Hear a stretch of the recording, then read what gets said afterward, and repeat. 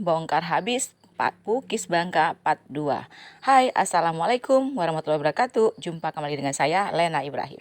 Kali ini aku melanjutkan materi yang kemarin karena terlalu panjang, jadi aku bagi dua part ya. Ini saatnya aku udah memasukkan terigu ya. Jadi udah masuk semua bahan-bahan cair tadi. Santan itu belum masuk semua ya, tapi dimasukin ini santan, telur, gula kita aduk. Nah, seperti ini. Selalu sisakan untuk tahap akhir, tahap pengenceran ya teman-teman. Jadi jangan dimasukkan semua santan kita tadi. Sampai kira-kira bisa ditabok aja. Tapi kalau memang dirasa kurang, air santannya bisa kita tambahkan kembali. Dan tambahkan susu bubuk tadi. Lalu kita tabokin lagi sampai 70% tingkat kekalisannya. Jadi nggak boleh langsung kalis. Gimana sih batasannya itu? Masih mengkerut, masih bergelombang, ketika dijatuhkan itu masih putus. Nah, terlihat lapisan semen di atasnya. Ya udah, langsung kita tahap pengenceran teman-teman. Untuk teman-teman yang versi ekonomis yang tanpa telur, udah pernah aku bahas juga di awal-awal aku bikin YouTube ini. Tapi akan aku bahas sedikit lagi ya. Kalau tanpa telur, kalian bisa bikin lembut juga bisa dong. Pukis Bangka ini. Nah, jadi sama juga kayak pembuatan martabak manis tanpa ragi itu. Cuma bedanya kalau pukis ini banyak santan dan banyak gula, teman-teman. Jadi ketika kita manggang nanti wajib diolesin loyang kita itu dengan margarin atau minyak. Tapi kalau pakai loyang teflon langsung aja, nggak perlu dioles ya teman-teman. Karena kemarin ada teman-teman yang punya pakai teflon, loyang teflon, tahu-tahu dioles, akhirnya pukis itu nggak nempel, ngangkat. Karena dikasih minyak lagi, baru anti lengketnya juga berfungsi dengan baik, yaitu akhirnya pukisnya menggelembung ke atas teman-teman. Memang kalau tanpa telur itu memang rasanya kalau menurut saya anyep, kurang gurih. Cuman untuk market ekonomis misalnya mau jual 1.000 satu, jadi ya sesuaikan dengan bahan-bahan aja, nggak mungkin kan kalau kita mau pakai bahan-bahan yang mahal. Jadi realistis aja kalau menurut saya, ada rasa ada harga, tapi tekniknya bisa kita bikin, kita buat sama-sama lembut, sama-sama sedikit kenyal, atau mau lembut lumer bisa kita atur semua tuh teman-teman. Saya juga yang nanya, Bun sama nggak kalau aku bikin adonan martabak manis sama adonan pukisnya, pukis Bangka? Nggak sama dong. Soalnya lemak itu kalau santan nggak bisa kita masukkan di akhir, walaupun kita bantu sama genjot dengan soda kue dan baking powder yang cukup banyak, karena lemak itu butuh waktu untuk berproses, untuk ngangkat dia, untuk ngembang. Nah beda, jadi nggak bisa satu adonan. Tapi kalau gula bisa kalian tambahkan di akhir, tetap akan mengembang. Nah itu teman-teman yang harus kita perhatikan. Makanya kenapa kalau penjual martabak itu adonan pukis dan adonan martabaknya berbeda, karena perbedaan mendasarnya itu pukis tinggi gula, tinggi lemak dari santan teman-teman. Udah bisa dipahami sampai di sini ya. Sekarang kita lanjut lagi, masih tahap penabokan. Ini penabokannya sekitar berapa lama sih Bun? 15-20 menit teman-teman saya biasanya itu. Nah ini kalau mau tangan bisa juga, yang penting dia vertikal, tegak lurus kalau saya bilang teman-teman. Jadi dia membentuk serat-seratnya di dalam itu, nggak seperti bolu. Terus ada yang nanya, Bun ada kok pukis Bangka itu yang teksturnya bolu. Oh bisa aja kalau kita mau bikin tekstur bolu, siapapun berhak mau bikin seperti apa, dia berinovasi. Walaupun katanya pukis Bangka dasarnya seperti ini, tapi kalau dia mau berinovasi dibikin keboluan, nggak ada masalah. Yang penting bisa diterima sama market kalian, bisa laris, bisa untung lebih banyak. Tujuan kita dagang itu ujung-ujungnya cuan dan memberi yang terbaik untuk customer kita. Jadi bukan sekedar jualan cuma mendapatkan uang, tapi tidak memberi efek, memberi rasa puas, memberi kenyang pada penggemar kita atau customer kita. Penting sekali menggunakan bahan-bahan yang aman bagi kesehatan, yang berkualitas, yang terjaga kebersihannya, yang bermanfaat, yang memberi nilai gizi. Dan aku sudah kemana-mana nih, yuk kita lanjut lagi ke penabokan. Masih berkerut nanti, kilat. Kalau kalian belum bisa melatih feelingnya, pakai timer aja, sekitar 15 menit seperti ini. Untuk versi banyak boleh kalian gebukin, bisa pakai kayu ya.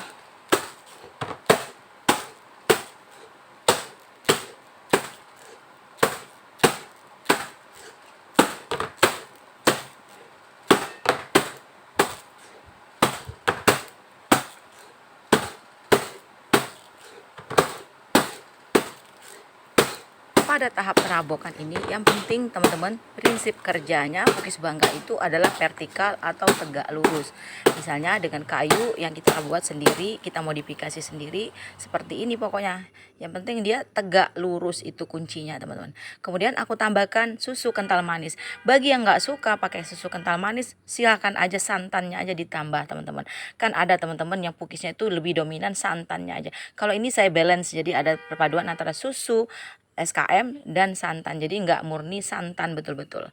Kembali lagi ke selera masing-masing, silakan berinovasi dengan target market kalian ya. Ini aku masih tahap pengenceran sambil memasukkan santan sedikit-sedikit. Jangan terlalu kencang-kencang ya ngaduknya, seperti dikoplok-koplok aja, jadi agak lebih ringan. Kalau koplok-koplok itu nggak sampai ke bawahnya, itu seperti kita nabok tadi. Karena kalau terlalu kencang muncrat kemana-mana. Yang penting ini sudah tahap pengenceran ya. Jadi ada perbedaan tahap penabokan, tahap pengenceran. Ini bisa juga pakai centong sayur.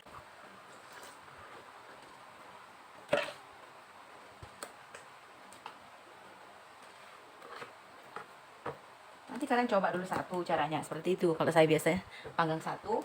Kalau teksturnya itu jadi kayak pancake atau bolu, kalian ganti aja, tambah air aja ya. Ini masukin terakhir butternya. Baru istirahatkan 1 jam ya minimal. Sesaat mau manggang baru kalian kasih soda kue sama baking powder.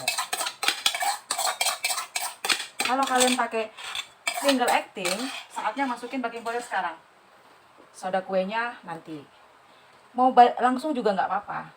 Tapi kalau saya lebih suka sesaat mau resting, jadi adonan itu masih tahan. Pas mau manggang gitu lebih efektif kalau menurut saya.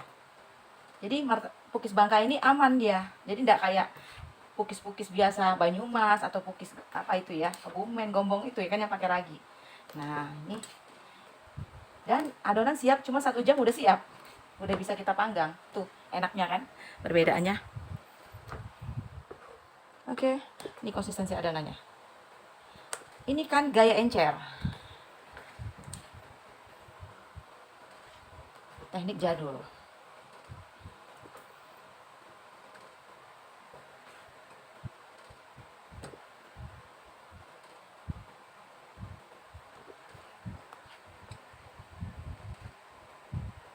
Harus mengkilat, itu tanda adonan kalis.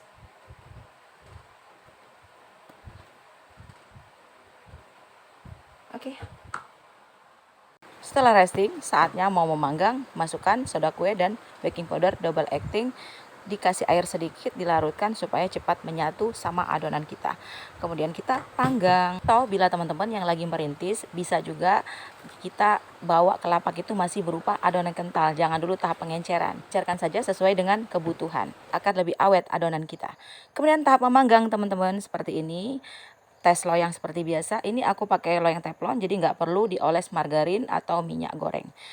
Yang penting waktu nuang itu di bawahnya martabak manis. Jadi panas loyang itu cukup api sedang saja, cenderung kecil ya. Kemudian aku kasih keju yang sudah aku potong memanjang. Nanti kejunya jadinya lumer ya teman-teman. Jadi untuk menetralkan rasa yang terlalu manis di cookies. Teman-teman yang suka berlubang-lubang atasnya, biarkan dulu sampai berlubang, jangan ditutup. Tapi kalau yang suka mulus permukaannya, langsung tutup saja. Mana teman-teman? Mudahan sudah paham apa yang saya jelaskan tadi ya.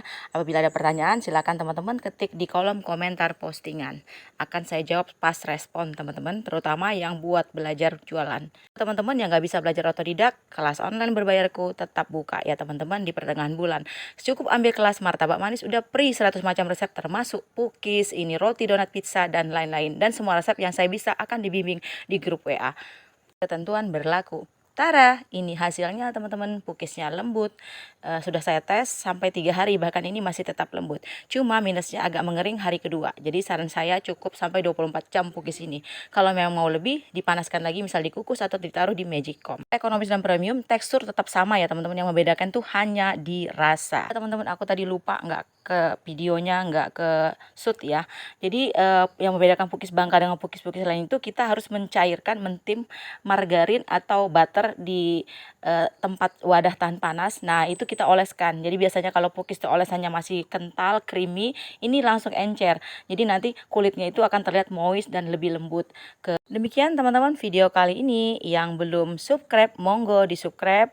Nyalakan juga lonceng notifikasinya. Sampai ketemu next video. Assalamualaikum warahmatullahi wabarakatuh.